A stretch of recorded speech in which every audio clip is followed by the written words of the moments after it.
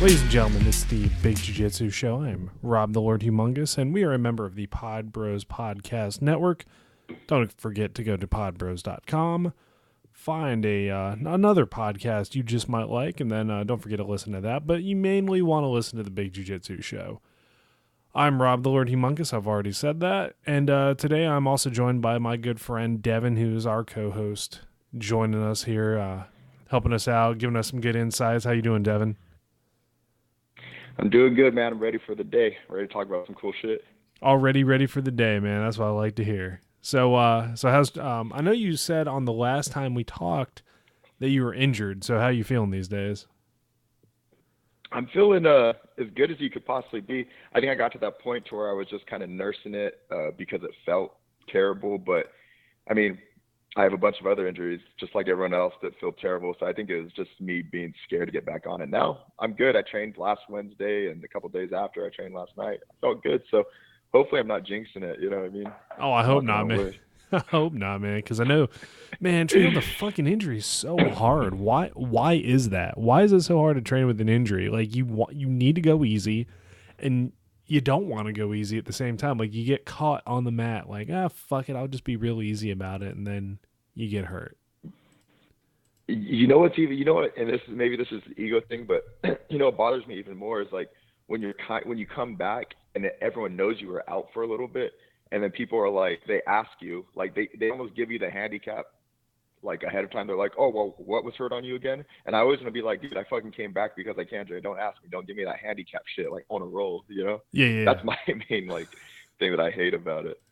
Oh, no worries. You know, but I don't feel like I have a place to complain, only because, and this is not funny, I'm just saying I don't have a place to complain because I guess supposedly last night there was a Bellator fighter that was involved in like a hit and run named, I think it was like Jordan Parsons, I think his name is. Oh, shit. And dude, he's in a coma and he's with an amputated leg. So I'm like, man, I got no room to talk about my ankle. You know what I mean? Oh, yeah, dude, I saw that. It was fucking crazy, man. Like I don't know why I'm laughing about it, but no, I know it's a trick, but it's because you can relate it where you're like, oh, I guess I have no reason to complain because people got a little bit worse. You know what I mean? Yeah, absolutely. I mean, it's just a matter of them. Dude, I just feel real bad for the guy because he's busting his ass, but dude, it's just. And then someone comes and busts his ass. It's crazy. Yeah, like it's fucked up. It was a hit and run. That dude drove off and. Yeah, it's like I really, really feel for the guy. Like, you know, he's out there, he's doing his best, and then on top of that, like, he's fucked up real bad just because, you know, he's hurt. Like, some dude hit him and he fucked up his career completely. Hopefully he makes it out all right and everything. Like, he's in a coma right now, I guess. It's just dumb motherfuckers leaving the scene. And so good thoughts and prayers with that guy. Yeah, no shit.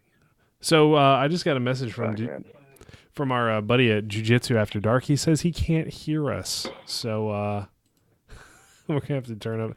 This is all right. So those of you who are catching this on the rebound, we're actually doing this live. We're doing it live, so it probably sounds a little different, but at the same time, like, we're trying to give people an opportunity to listen to what we're doing. But I'm also like 3 beers in. I apologize. I know I'm like a super lightweight, but you know, I'm kind of laid back, you know.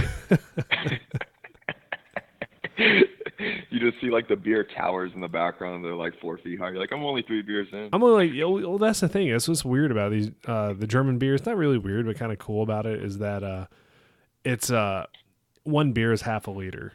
So you're kind of like, I had 3 beers, but in reality I've had 6. I guess kind of in like a way to go. Yeah. But they're cheaper and they're bigger. Yeah. Oh shit. I mean, like, I think I talked to you about it. Like, I've never been madder in my life than what was it?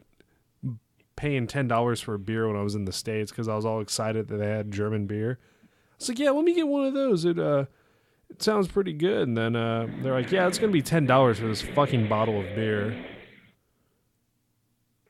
I hate that shit. Dude, The worst is when we have like a county fair here in the city that I live in, the Stanislaus County Fair. So everyone from around the area just comes to this one place, and the main place to hang out there, like I remember as a kid, even to now, is like the beer garden. And like you hear about it, as I get old enough to go, and all they have in the beer garden is fucking Coors and Bud Light, and it's like $4 or $5 a beer. It was the most disappointing thing in the world. It's like it'd be like seeing like your I don't know celebrity crush as a child like nude in a movie for the first time and having it be completely terrible. Like, that's what it was equivalent to. Yeah, I can only imagine just like this terrible disappointment that you see when you when it actually happens. So I don't know if I can actually deal with that or not. But fuck, dude. I think I'm gonna actually kill the live stream right. No, actually, no, it came back. We're good. But dude, what a pain in the ass this thing is. I don't even know why we're doing this. Why are we doing this, Devin? Fuck technology, dude. Fuck technology. Fuck the internet and social media. All this stuff. Just forget all of it. Yeah, Fuck everything except for the Big Jiu-Jitsu podcast. that's what I'm talking about. That's the way you need it to be. But fuck. No, we'll keep it going. It'll be our test run, but on the recording it sounds pretty good. So I'll take that. Mm-hmm. So another patch for GoFundMe has come out, which I'm actually pretty excited about. It pretty much says go fund yourself, as we have talked about before with people who are going to social media and Kickstarter areas and GoFundMe to supplement or even fund completely their jiu-jitsu training experience.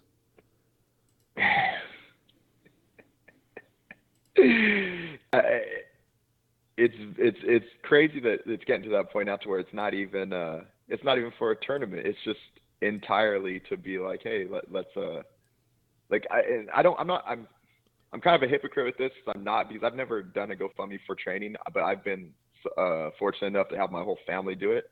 Yeah. You know what I mean? So when I first started jiu-jitsu, I didn't have to pay for training, but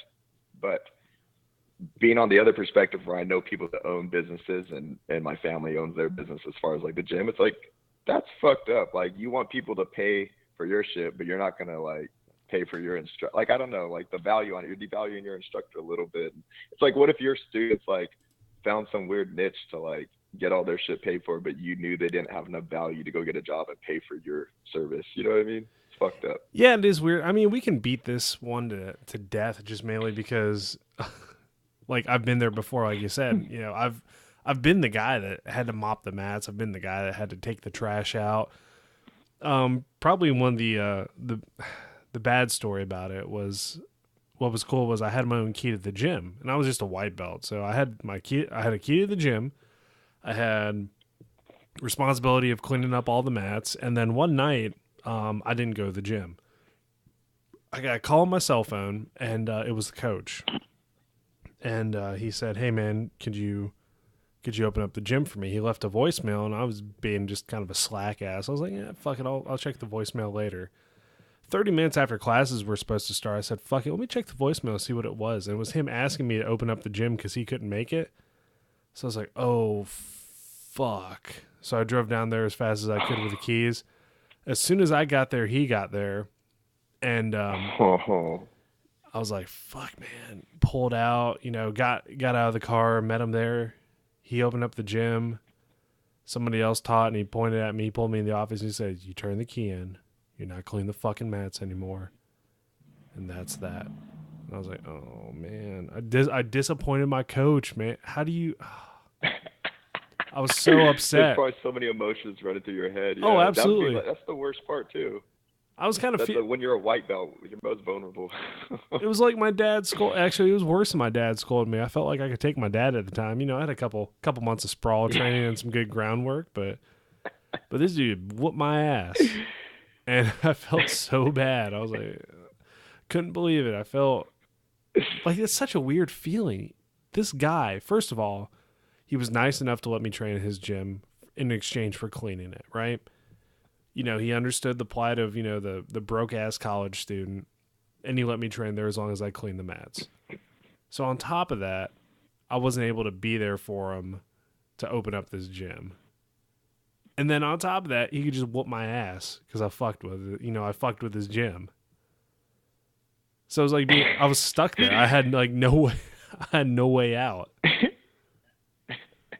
It's just like the ultimate, and not a purposely malicious way, but it's the ultimate mind fuck and like pretty much the ultimate son. Like that guy had that's like figuratively it's jujitsu, and like physically, if it got to that point, it would definitely be like real jujitsu. Like you were just blocked from every single direction. You had no way to win that. You No, fucked up. You pretty much got submitted figuratively.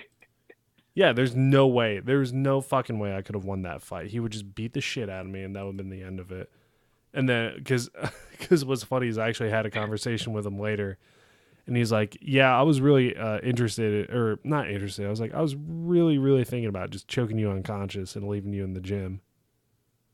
I was like, That's it's like so fucked up, especially when you're like a white belt to think of that back to those days. Because like for me, I'm like for whatever reason, I'm really lucky to like have a good memory as far as jujitsu. And I remember a lot of stupid things when you first start training, and like some of those times, it is weird to think back because you're like you really don't want to disappoint like oh you're the black belt you're training under or whoever, and you want to you want to like look like a beast in front of them. It's so weird when you first start how much you want to be that guy, and like if you do anything to push you away from like that goal, it's like you're like I'm fucked. Like I'm never gonna get my blue belt. This guy's gonna fucking kick me out of the gym. I'm gonna be that fucking like idiot this dude don't like and blah blah blah. It's just funny. "Oh yeah, it's such a vulnerable feeling." I also killed the live stream because I think that's something we're going to need to troubleshoot before we continue doing it. So, Oh yeah. man, so I'm sorry. I'm sorry, my our loyal listeners are going to have to. You'll experience it next time. Maybe we'll even do it with an You, interview coming up. you guys are gonna have to go to bigjujitsu.com and listen to all these now instead of listening just on the live stream. That's right. Well, I mean, they should be going to bigjujitsu.com anyways and check out that new website I built. Holy fuck, it looks way better. I was like that, it was back in the day when websites started getting big. This is how nerdy I was. I fucking built my own website to kind of like talk about my taekwondo bullshit. This was like back in 2001. Dude, I was the man. I was so fucking cool. But my brother's like, "Hey, you probably should think about building a website or getting into it. It looks really good." Fast forward fucking 16 years later, 15, 16 years later, and I use the same format and it looks like shit now compared to everything else. You almost think, and like I did taekwondo when I was younger too, but you almost think like, man, imagine if you really did have that badass website. Not to even rag on taekwondo, because I mean, whatever anyone wants to do, but I wonder how much it would really help. You know Yeah. what I mean? I'm gonna say that now that I'm gonna go to the gym tonight. Some taekwondo guy's gonna kick me in the head and sleep me in the parking lot. Like, but like It's an experience, right? It's what we talk about, oh yeah. But no, I think social media has really evolved. I mean, you're like the social media guru these days. You're like you you have such a handle on it of social media. And back in the day, it was just MySpace and finding people on MySpace. But oh, we have the same name. You're Rob Austin, and I'm Rob Austin. Let's be friends on MySpace, or your dorky girlfriend from high school or middle school or whatever, and you guys are friends on MySpace. And like, it's so different now than what it used to be back in like 2000. Dude, it's really really weird. Like, and like I thought about this, and I think back to stuff that happened when I was younger, as far as like on the internet, and it all makes sense to me why this stuff's all working out. There's a lot of reasons I'm not going to go into right now, but one of the main things is like, it sounds dumb, but I had a girlfriend like for like 4 years in high school, right? And this was when MySpace was really big, and I had a crap load of friends on MySpace too, but a lot of that was just like, knowing a lot of people at the time. It wasn't like it is now. So I had a lot of friends, and she was just like at the time, just like any other little girl in high school that you cheat on and do that whole thing to. She was really jealous. And she would go through and she would just delete my friends list. Like, dude, like I would have like thousands of friends and she'd just go find every girl. Delete, delete, delete, Oh, delete, what delete. the fuck? So I had to find like, I had to find like kind of like clever ways to just like go through that whole process a little bit quicker. And like spam bulletins and things like that. You guys remember bulletins from MySpace? Yep, sure All do. kinds of shit Sure like that. do. It's funny the things like that. You don't really think of it at the time, but they're open doors to like, I don't know, stimulate your future, I guess.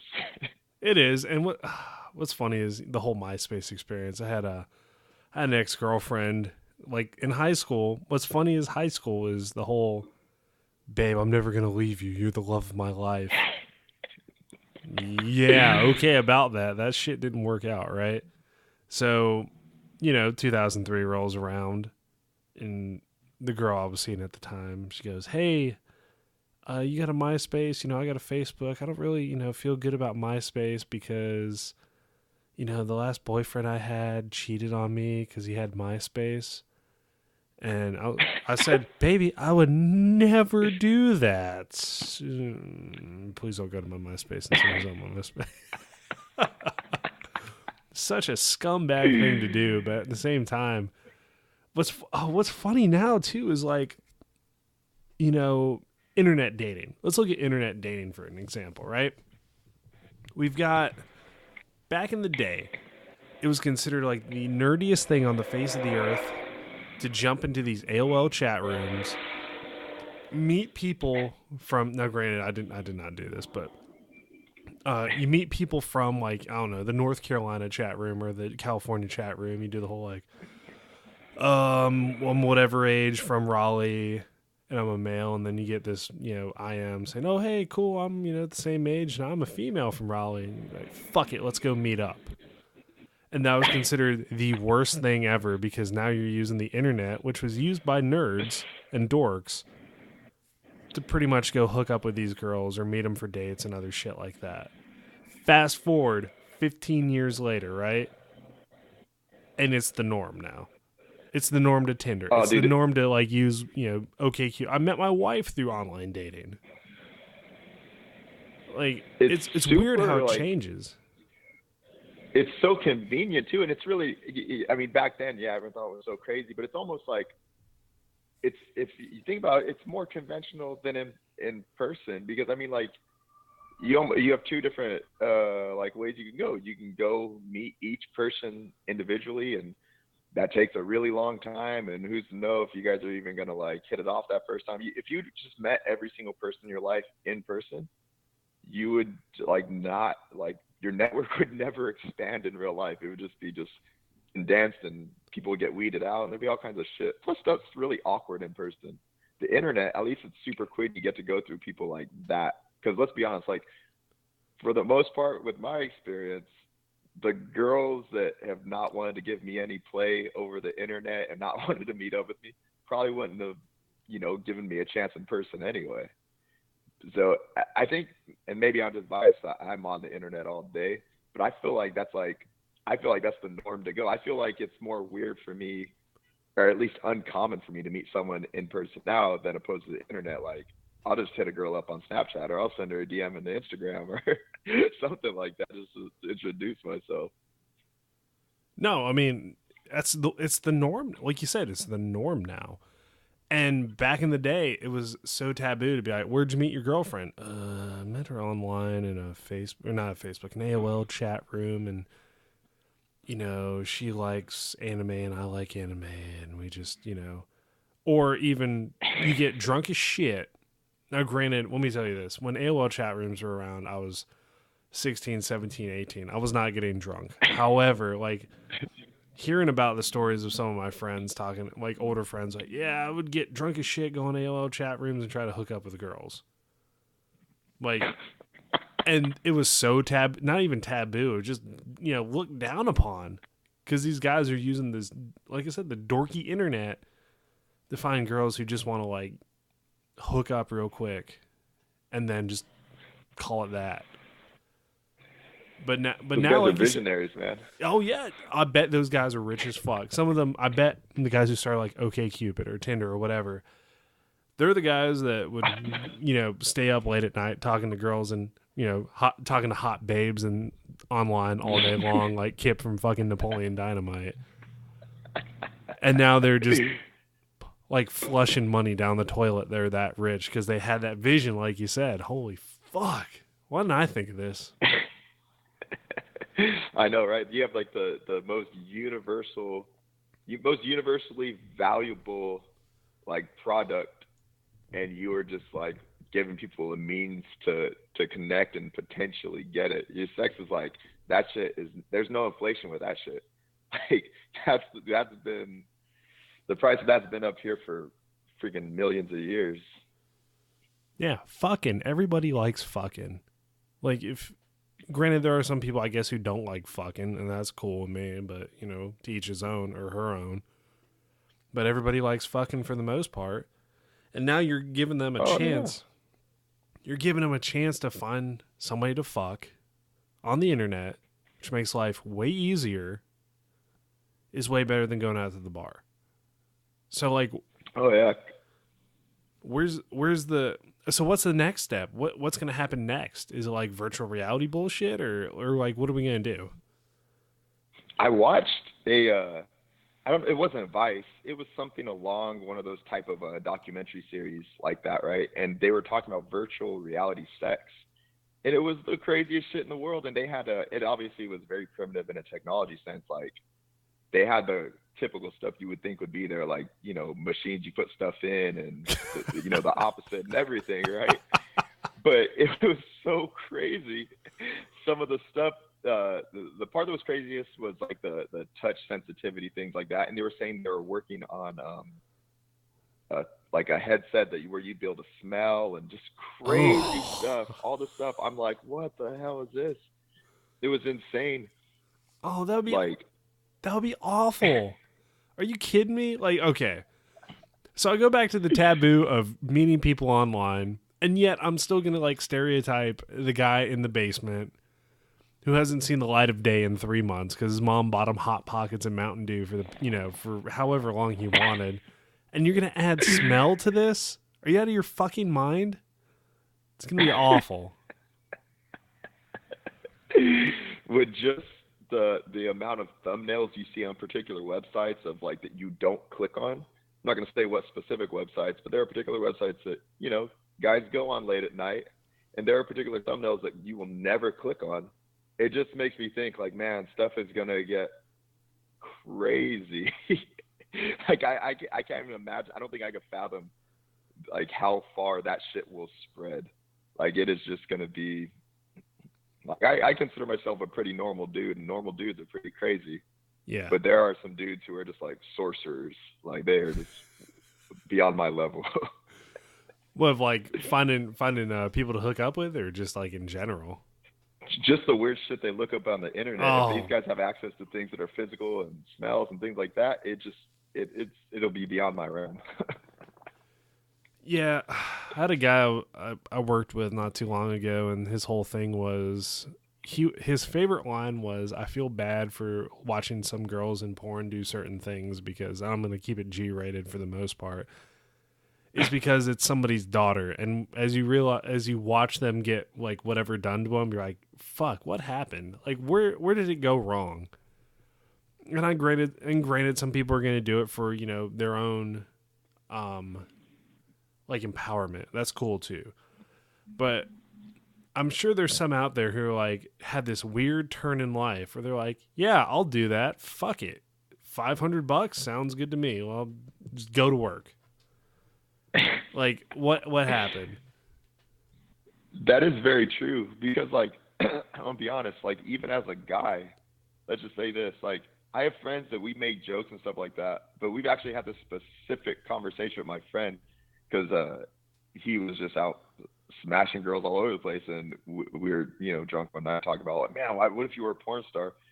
And it got really honest. We're like, man, I don't know if even I as a guy would be able to do that. Just like, man, you think of how sex is normally, you're like, well, man, I hope it's not one of those nights. I hope I have a good performance. It's not as consistent as like jujitsu or like playing football in high school where you're like, I'm having a good season, I'm having a good streak of tournaments. Any night to be your night. Like you might be like the sprinter that night, or you might be the marathon runner. You never know. So I can only imagine on camera just that aspect alone. Fuck that. Fuck You're that. you're That's just too much pressure. your garbage becomes public domain at that point. Like what you Oh do yeah. with your garbage is now forever on the internet, forever captured. So you have like there's all this stress. I couldn't do it. Absolutely not. Ah, They're like, here's $5,000. I want you to fuck her on camera. I'm like, no sir, that shit is not happening. it would not work. It would just be too like that whole situation. Just like sex in general is just kind of like there's a build up to it, and like for the most part, anyone has that like excited anxiety leading up to it and everything like that. So on camera, it would just be fucking terrible. Like, I mean, me personally, it would.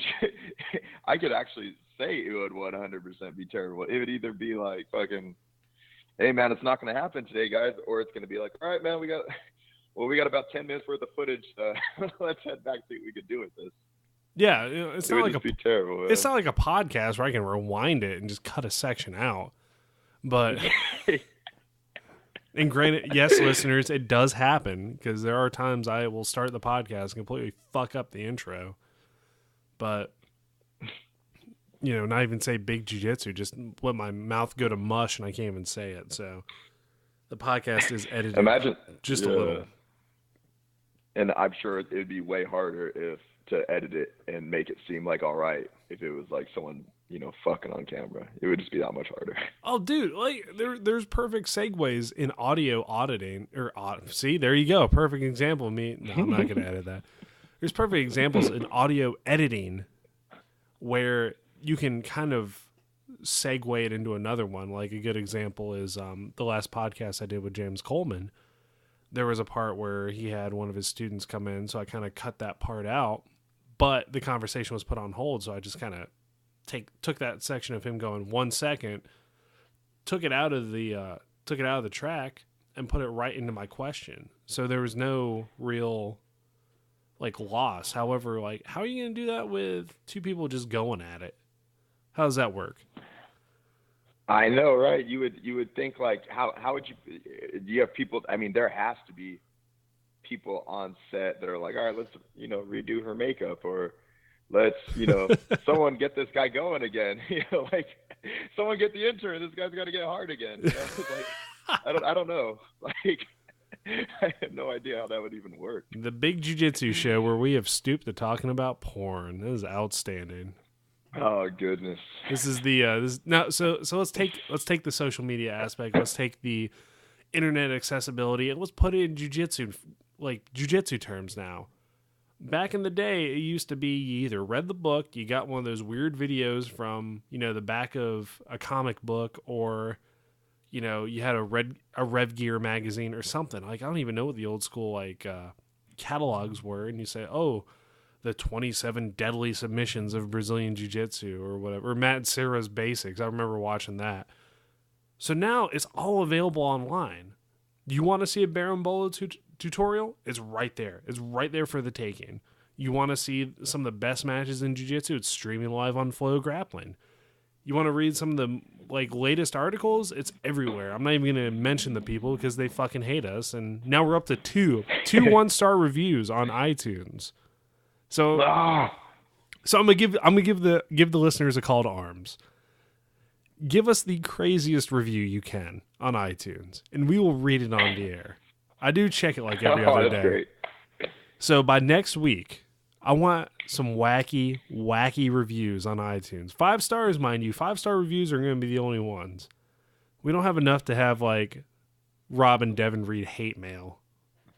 I mean, we could. That would be kind of funny, but we've got one in particular. I'll tell you off the show, but fuck those guys.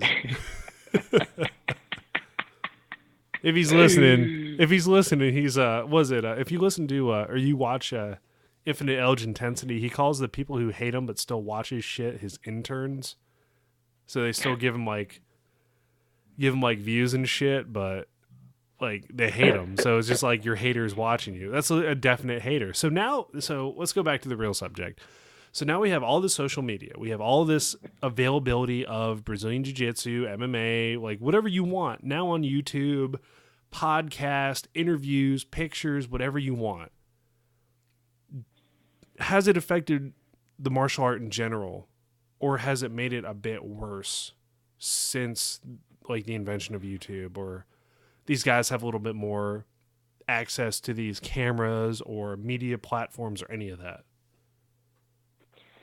I definitely think it has in every direction. I think it's like anything else. You could take it any way you want, but the examples that I will point out specifically, and this is what I see more than anything, and people refuse to acknowledge it.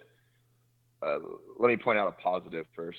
Obviously, like you were saying, the specific would be, yes, it's the fact that we have all this info at our fingertips allows people to be like amazing. Like John Jones says all the time, he never took a jiu-jitsu class before. He just learned stuff from YouTube. He would just look at weird shit and he would find a way to do it during training and put it in fights. So that is like a perfect example of saying, look at that is something that helps somebody get somewhere. You know what I mean? Obviously.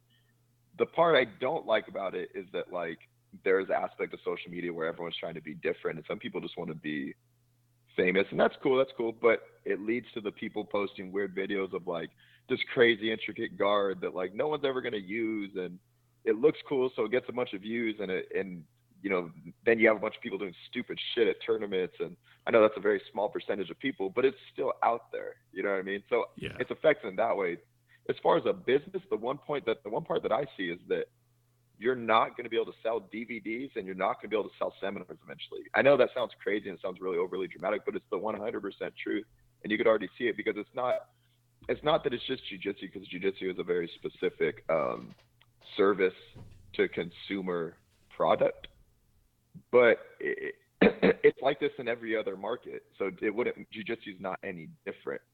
The fact that you can go get a tutorial online for free from anybody, unless you're just going to pay for that, like a jiu-jitsu person as an influencer, like you're going to pay for a seminar from Buchecha or a seminar from, you know, Edwin Najmi or whoever, you're literally just going to pay for the name, because if you're paying for the moves and stuff like that, it don't matter. I kind of feel like that's the part that I think is kind of crazy, that eventually in another year or so, you're not going to see a whole bunch of seminars anymore.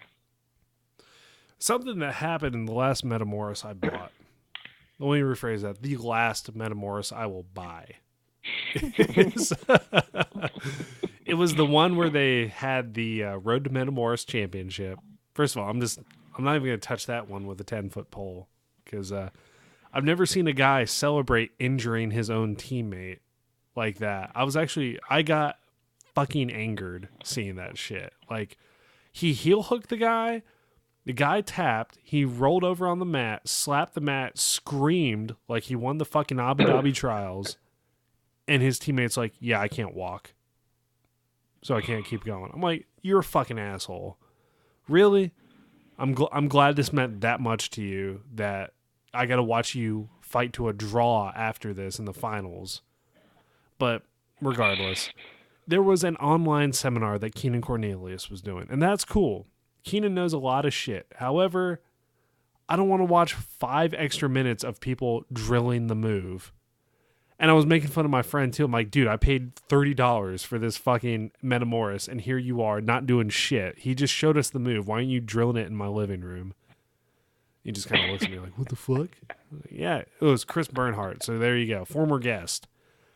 And I called him out on it, I think, on the podcast too. I'm like, dude, I paid for this fucking Metamoris. There's a free seminar, and you're wasting time. You just want to talk about jiu-jitsu instead of drilling this move. The problem with that is, like, yeah, you know, you talk about the online seminars, but where's the feedback going to be? I mean, the seminars I've been to, if I'm doing the move and it's all fucked up looking, at least they came over like, dude, it looks terrible. This is how you do it. Here, fix this, fix this, fix this. I don't think Keenan's going to walk over to his laptop and look at it and be like, hey, viewer number 73, your fucking worm guard looks like shit. Readjust your grip, get it under your leg, and redo it.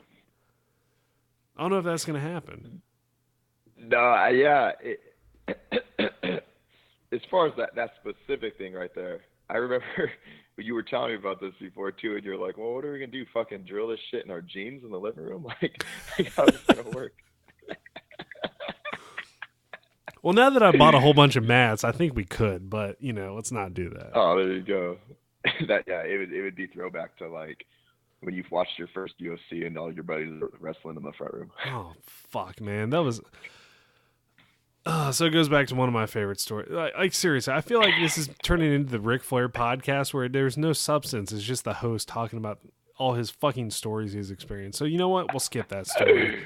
But you know for a fact people do that shit. Like get a 12-pack of Coors Light in them in their buddy's living room, and what's gonna happen? There's gonna be a fucking wrestling match right there. So why not watch these metamorphoses or these online seminars then, I guess, in your gi or, your no gi. You watch your spats and your fucking rash guard and you practice fucking lockdown all goddamn day. But you're not there. Dude, you're not experiencing it. Dude, I've even seen the other end of it where, open up my Snapchat or get on my Instagram and it's a Saturday night at like 1:30 a.m. and I see a video of, two guys wrestling in the backyard that, have cross tattoos and says like respect and faith on their backs. They're just like tying up each other's heads. Like, I don't know what they're doing, but it got to that point. I know that, they watch the fights. They're doing something like that. Oh, yeah. It's still there. Oh, yeah. Man, people just get amped up seeing it. And, we watched some Muay Thai fights, and one of my buddies was like, I'm amped up. I watched some Muay Thai fights. Let's go. I'll fight anybody. Granted, he might have gotten fucking knocked out or whatever, or I might have gotten knocked out. Doesn't matter. It's you watch it. That's why I refuse. I almost will protest watching UFCs or Bellator at like B-dubs or fucking Hooters or any of these places, just because that's the environment you go into. And I'll say it till I'm blue in the face. It fucking drives me insane to go there and just have if he fucking did the X, Y, and Z, then he would have won. Can you do X, Y, and Z? Do you even know these transitions? Well, I watch UFC a lot. That's my set off point sometimes. And this is a perfect example of the point we're trying to get across with the Keenan part for our audience, is that the average person, along with us, we don't want to just watch some shit, even down to a primitive level. We want to participate in this online seminar bullshit. These breaks in the middle of a metamorph just to see a move. Get that shit out of there. We want to actually do jiu-jitsu. We don't want to watch it on fucking some pay-per-view. You know what I mean? Yeah. Granted, Halleck has my money, or Huron has my money. Whoever Halleck has my money that he used for the previous metamorph, then I suppose. But I feel like you're doing a disservice. Like this last metamorph, I think it was 5. Was it 5? Might have been 5. But like I feel like it was a great disservice because it felt like the matches were cool and everything, but then they just stuffed it full of useless content. Yeah, it was one with Zanji Ribeiro versus Keenan Cornelius. Speak of the devil. But, it just felt like it was rushed. It felt like it was stuffed with stuff we didn't need to see. I don't know. I didn't feel it. I was kind of just sitting there and just looked over at my coach and a couple people who came over to watch. And I'm like, what the fuck are we watching? We're watching people drill moves that were just taught on camera. And then another thing that I feel like they could have done better too, I'm not going to go super detailed into it, is I think that sometimes they gotta find like a fine line. Like they can't make all the countdown, like each athlete profile. They can't make it like overly like funny and like where it's just like, oh, this is just bullshit, let's ready to do the fight. And they can't make it like overly serious either. I think they still have to find like a good like gray area to find that like, I don't know, like type of branding for their company, because some of that like even like content they throw out, to me it was kind of useless and bullshit too, because I'm like, man, like there is some dramatic like build up to some guy just pretty much sitting in his room for 10 minutes like telling us about why he did jiu-jitsu, and he didn't really say shit, you know what I mean? Yeah. No, you're right. I mean, I will say the one thing I'll give Metamorph is they did a really good job on the majority of the videos they did leading up to these fights. Like the video they had of Keenan where he's doing the metal detector on the beach, where puts it over a girl's butt and it goes off, made me a fan. I'm a fan of Keenan now. Yeah. I just talk shit about his online seminar, but he's a smart guy. He's a smart guy. He knows what the fuck he's doing. I kind of feel like he might have gotten roped into this. Like, you want your fucking money, Keenan? You got to do an online seminar. And he's like, all right, fine. Fuck it. I'll do an online seminar. Here's how we do the super the Super Reaper or something crazy like that and did a heel hook off of it where he's just like, I'm getting paid for it. I don't give a shit. So, hey, can't blame the guy. Hey, get money however you can. That's cool. For real. But everything else, just, you can't play, oh, fuck, who was it where it showed him swimming in slow motion to, like, fill up time? I think I was like, fuck this. I'll be back. And, like, got up and drove down to the corner store and came back. And it was still in between matches. But, you know, there's some really good, like, pay-per-view Brazilian Jiu-Jitsu organizations out there. Like, EBI is doing an amazing job. They're probably, I foresee them becoming more popular than Metamoris even. And now they're on UFC Fight Pass, so they're obviously doing way better than them. I have friends that watch EBI that don't do jiu-jitsu. They wrestled in high school, and they're friends. They're people I personally know, and I didn't tell them to watch it. They hang out with a person that does jiu-jitsu, but it's awesome that they have Fight Pass, and on their Snapchat, they Snapchat that they're watching EBI, or on their Instagram, they're like, "Oh, watching EBI." Like they know who some of the people are. That's freaking awesome. No, it's amazing. Like that's how the sport's going to become more mainstream, or even mainstream in general. I think we're still a very contained type of sport, a very contained type of interest. You know, I was talking to James Coleman the last interview I did. Sure, there's a ton of, I don't know if for what it is, there's a ton of podcasts out here that talk about Brazilian Jiu-Jitsu. How many do we really need? Granted, it's cool to like hear other people talk, but like, are there enough people to really support it? Or are there enough people that have that big of an interest? And the other funny thing too is, who's the most rabid about Brazilian Jiu-Jitsu? It's the fucking white belts and the blue belts. They're the most rabid about Jiu-Jitsu. I love it. I love that they're so excited.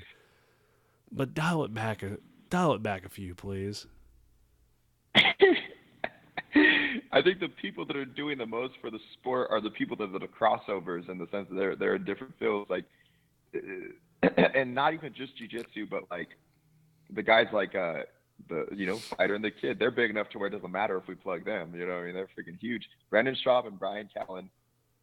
The fact that they are involved in some of the EBI events, and they commentate for some of them, and they talk about, just grappling like that, in the sense that, you know what I mean, they have viewers that aren't only just like MMA fans. They have viewers that are just, the demographics huge, right? Yeah. So people like that can cross over from combat sports into something like pop culture, or something that we are trying to do also, where we have different topics and everything like that. I feel like people like that, people like us, people like Eddie Bravo, who does multiple things, or those are the people that are really contributing to the sport. You know what I mean? I think that kind of stuff is awesome. That's the kind of stuff that's going to help jiu-jitsu be, I don't know, more of a realistic thing to do for an extended period of time, rather than us all just working to find a way to keep the sport going, and find ways to not make it so hard to be able to train every day and shit like that. No, I agree. I still want to tell the story of Brazilian Jiu-Jitsu and how it affected either me or you or anybody. But I think there's still, like you said, there's crossover. There needs to be this crossover. I don't want to talk about Berimbolo for an hour. That's usually what our podcasts are going to run, between 30 minutes and an hour, so that people don't stick a gun in their mouth and blow their brains out over listening to me bitch about Kenny Cornelius doing an online seminar. I guess for that's the best example I got right now. But it's like, there needs to be some sort of like ambassadorship with, if that's a word, I just fucking made it. There needs to be an ambassador. Okay. The more ambassadors we have towards the outside world, saying like, hey, look, I'm not a crazy motherfucker who just likes to choke people. I have other interests. I used to be able to recite, episode 4, 5, and 6 of Star Wars by memory. Like, that's not a normal thing. However, it can cross over to other avenues. I used to be able, I love The Punisher. I love all these other nerdy things. I love video games. I love watching, like fucking play. Like, dude, I'm just totally selling myself out to be the biggest fucking wimpy dude on the face of the earth hosting a Brazilian Jiu-Jitsu podcast. But I'm just saying, bring those people in. Come on, let's talk about jiu-jitsu. Come try it out. I'm not going to kill you the first time we roll. The people you meet are going to kill you the first time we roll. So you need to be an ambassador. You need to bring these people in. And maybe the podcast is doing that. Maybe it's not. Who knows? Like, I'd like to think so. We keep building steam with it. But, you know, like you said, we need to kind of broaden our horizons, kind of bring more people in like the fighter and the kid did. However, I will not do anything real fucking crazy. Like, I know Brendan Schaub gets a lot of hate as well. So I just want to be Rob. Let's get more, let's get more 5-star reviews. Maybe not so many 1-stars, but let's get 5-star reviews. Get some 5-star reviews. Tell all your friends about it, guys. Do all that good shit. Because you know what's crazy? I'm thinking about too. It's like it helps both ends, right? Because if, let's say, people in the jiu-jitsu community see guys like us trying to do some cool shit, they see other people trying to do their podcasts, like the Jiu-Jitsu After Dark guys and all that stuff. They're like, oh man, I don't have to only do jiu-jitsu. I could do this stuff too. These guys train and do that. Man, I could do that too. So it almost opens it up for them too. So they don't have to be so closed-minded with this pipe dream of I'm going to become a world champion. And I don't know how I'm going to make, millions of dollars off of it, but yeah, I'm going to become a world champion. Like, there's still other shit you could do if you do jiu-jitsu. So it works for both sides. See, my problem is I'm a giant attention whore. Like, it's bad for me because, you're supposed to leave your ego at the door, but I'm like, fuck, I want to talk to people. Like, I want to talk to people about jiu-jitsu. I want to talk to people in general. Like, I've always loved to perform.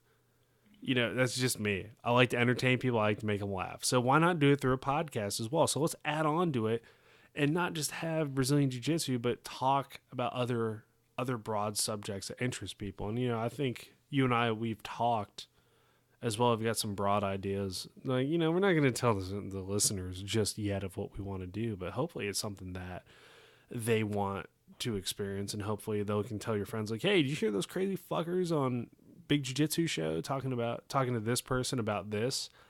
Like today already, dude, we talked about porn and like, what the fuck, man? That's a first one for us. We just let it go crazy. I don't think there's another podcast in the world that has ever covered virtual reality sex and heel hooks in the same session. I will say, I bet you Jiu-Jitsu After Dark has, because that's the one pot. Oh, like, I got a special place in my heart for Jiu-Jitsu After Dark because it is like that podcast that talks about MMA and Brazilian Jiu-Jitsu and then talks about like the craziest shit on the face of the earth. Like that's I love that podcast, and yes, I'm gonna plug them, and that's okay. Majority of the other podcasts, y'all can go fuck yourselves. And even better, James was telling me that there's like a not even like a discontent, more like an internal struggle in his school between like if they like the jiu-jitsu or Big Jiu-Jitsu show or they don't like the Big Jiu-Jitsu show. So if you were training under James Coleman and you like the Big Jiu-Jitsu show, thank you. If you don't like it, well, hopefully you listen to more episodes and you can like us a little bit more. Hopefully you gather around your computer or your tablet and you sit in the car driving somewhere and you're like, man, fuck those guys, fuck Rob, fuck Devon, fuck all of them, dude, fuck Big Jiu-Jitsu. Hopefully you guys are still listening. No, I'm pretty sure they are, man. Like James has got a pretty legit school. I felt really bad I couldn't train with him when I was in the States last time, but that's a problem, dude. Like, I'm traveling from Germany, I'm going to the States, and it's not really a problem. I think it's kind of like a good problem in a way. People want to kind of monopolize your time. And, I was there for a wedding with my best friend, and I couldn't really get away from it. And that's okay because he was like, hey, I got all this stuff going on. We'd like for you to be a part of it. So, that's a good problem. Not like, whoa, I can't even come up with a good example. It was good because they want, like, I was involved. I saw a lot of friends I hadn't seen in a while through this wedding. Yeah. So, there's a lot of stuff going on with the wedding. I was very happy about it. It was probably, hands down, besides my own, the best wedding I've been to for like because I don't remember half of it. Oh, dude, that's my friend. My friend Walter Louie. Shout out to him. He just got married in January. He was one of my old jiu-jitsu teammates. He moved to the Bay Area, Northern California, and like a quarter of our gym went to his wedding. And yeah, not all of us. I got hammered. It was the greatest wedding in the world. It gave me the idea that I'm going to go on that website, tyingtheknot.com, and I'm going to look for receptions to crash because they have like dates and all kinds of parties that have to do with weddings on there. I'm going to go all over California and go to a bunch of wedding receptions now. So what you're telling me is that when I finally get enough of these leave days that become use or lose, I should head out there and we should just crash weddings for like a month. Big Jiu-Jitsu is going to be at your wedding, guys. You Like, don't got to book us. You can if you want. We're going to be there. yeah. Hi, I'm Rob. I'm a friend of the groom. I don't know you. I'm a friend of the bride. And yeah, you don't remember me. We were at a family reunion like 17 years ago. Like old as fuck. You know, my hair is finally like starting to recede back towards the back of my head. I can't deal with it, man. Or it could be the complete opposite. You walk in, the groom comes up to you, and he goes, "Wait, Rob? No shit, get the fuck out, guys. Rob from Big Jiu-Jitsu is here." That's only happened once ever, and it was actually here in Germany, believe it or not. And I'm sitting at a bowling alley. It's on base, and this guy comes up to me. He goes, "Hey, are you the Lord Humongous?" And I'm like, "What the fuck?" Like, usually it's like, "Hey, are you Sergeant Austin?" You know, whatever. I'm like, "Yeah, I am the Lord Humongous." He's like, "Hey, you know," and it just went from there. I was like, "Wow, that's the first time I've been recognized at a fucking military bowling alley in the middle of Germany. Nowhere else." Oh, well, maybe like one other time I had a guy come up to me at was it one of the Arizona tournaments? Like, "Hey, I listened to your show. It's awesome." I'm like, "Oh, thanks." That was it. 2 people. I'll fucking take 2 people and I'll run with it. That's awesome. I'm so happy. More people probably know who you are too, like than you think, and not to feed anyone's ego, but just in general. Let's just point this out specifically, because when you go to big tournaments, you can really feel it. Everybody knows who everybody is, especially at these jiu-jitsu tournaments. Like, we've all seen each other's profiles, we all creeped on each other's pages, but no one says hi to each other. We might leave each other comments sometimes, but you'll walk right past each other at Worlds and no one says shit. Oh, exactly. I think oh that's yeah. hilarious too. It's like, "Oh yeah, I know that motherfucker. Yeah, that guy." But yeah, you're like the best buddies after the tournament too. But yeah. Oh man, jiu-jitsu is so weird and so awesome at the same time. I love it. All right, so let's go ahead and wrap this show up. Before we head out, give the shout outs where we can find you, Devon.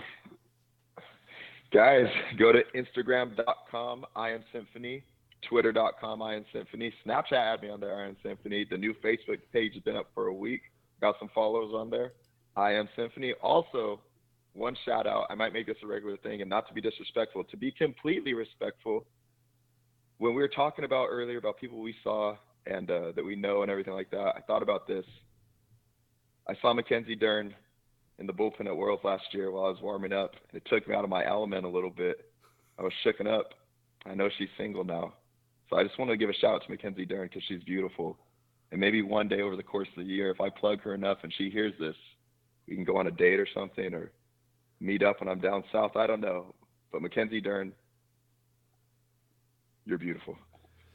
Mackenzie Dern, if you are listening to this, and I sure hope so, because one of your creepy ass followers mentioned you at a Arizona tournament. He just comes up to me and goes, "Do you know Mackenzie Dern?" I'm like, yeah, I kind of know who she is. Yeah, she's in my school. She's over there on the bleachers." And the fucker just walks off. I'm just kind of like looking around. Is he going to like try to murder her or some weird shit? But Mackenzie Dern, if you're listening to this, you need to contact Devon and talk to this man and make amazing jiu-jitsu babies with him. It'll be awesome. So, ladies and gentlemen, once again, this has been another episode of the Big Jiu-Jitsu Show. I'm Rob the Lord Humongous. You can find us at bigjujitsu.com, and don't forget, we're a member of the Pod Bros Podcast Network. Go to podbros.com, find all the podcasts you could ever want, and maybe even some more at podbros.com. Don't forget, like I said, bigjujitsu.com. Buy a t-shirt, buy a patch, buy a different t-shirt, possibly a rash guard coming out in the future.